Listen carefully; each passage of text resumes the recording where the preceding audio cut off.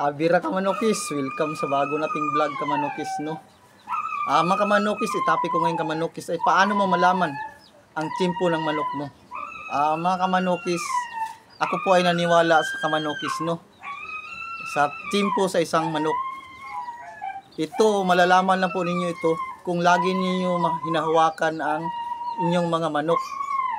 Sa isang buwan Kamanokis ay mayroon siyang 1 o 2 araw na timpo niya Kamanokis. Malalaman na po ninyo ito kung backyard na kagaya ko na lagi ninyong hinahawakan ang inyong mga manok. Tayong mga sabungero, no, may kanya-kanya tayong paniniwala dito. Pero ako naniniwala ko dito. Pero kapag malalaman mo na kung ang timpo ng manok mo, dapat malalaman mo rin ang kontrapelo o kalabanin niya. Parang kung kagaya sa akin, ay lamang ka talaga doon sa napumasa sa exam ang manok nyo. Kung malalaman nyo ito. Mga Kamanokis, no, ako, mayroon akong ganito mga Manokis. Papakita ko sa inyo. Tawag nito ay auriculo. Auriculo. Ito may mga ito. Matagal na to sa akin Kamanokis, matagal na. Pero 50-50 ang nito Kamanokis. Minsan tatama, minsan hindi.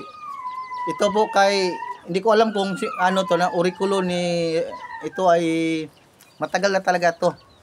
Pero siyempre, obserbahan muna natin kung tatama ba o hindi. Ito Kamanokis, mayroong new moon, full moon, first quarter, last quarter. Mayroon din siyang mga number kung alin ang mataas ang number yan, Manokis. Kapag matagal ka ng sabongero Kamanokis, mayroon ka rin ganito. Ito, mayroon mataas ng pero hindi ito mataas yung mga number bawat first quarter, yun, mga ranking nila sa mataas ang posibilidad na makapasa sa exam mga Kamanokis. Kagaya rin dito Kamanokis. Dito din sa last quarter, mayroon din ganun. Mayroon ganun. Pero nung binasihan ko ito Kamanokis, ay 50-50. Pero mayroon din talagang tumatama kung sakaling mag-observe ako sa school. Kaya Kamanokis, ang sa akin hindi po ako nagbase dito. Minsan, ang binabasihan ko yung hipo ng manok ko Kamanokis.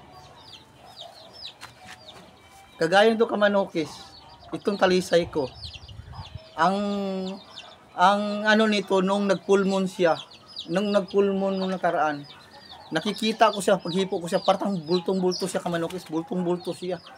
Yung mga paa niya dito Kamanokis, namumula yan. Tapos paghipo ko sa kanya ay hindi siya magaan, hindi mabibigat. Ang ganda ng hipo niya. Tapos ang kikintab lang kanyang balahibo. Kaya Kamanokis, diyan po ako nagbase sa aking timpo ng aking manok. Tapos yung mata niya talagang dilat na dilat yung mata niya. Kaya nga diyan po ako nagbabase. Dito, pangalawang opsyon lang tong ganitong auriculo. Ito ay pangpalakas loob lang to mga Kamanokis. Itong mga ko ay pangpalakas loob lang po ito sa ating mga sabungero. Kaya nga Kamanokis, kung kayo ay naniniwala, maganda ang basyan nyo yung sa hipo ng manok nyo. Huwag kayo babase sa first quarter po kasi 1 linggo kasi yan 1 linggo. Tapos ang nakaproblema kasi Kamanokis, ang timpo ng manok ay 2 araw ang pinakamatagal na yung 2 araw. Kapag hindi nyo malaman yun, nahirapan po kayo. Kaya nga mga Kamanokis, no, hanggang dito lang po ako. Bye bye.